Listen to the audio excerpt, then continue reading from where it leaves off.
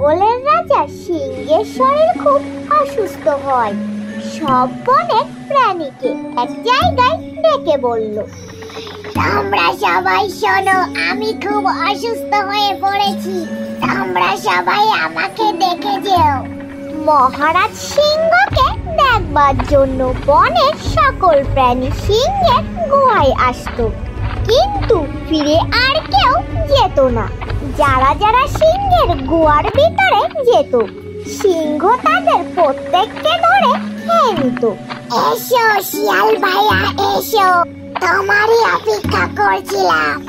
আপনার শরীর এখন কেমন আছে রাজা মশাই? আপনাকে দেখতে এলাম, কিন্তু মহারাজ, আপনার গুহার ভিতরে যার পায়ের ছাপ দেখতে পাচ্ছি, আশার পায়ের ছাপ দেখতে পাচ্ছি না তো। মনে হয় বৃষ্টিতে ধুয়ে গেছে।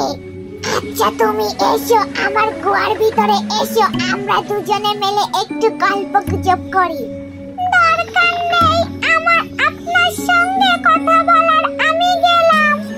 এই বলে শিয়াল সেখান থেকে চলে গেল।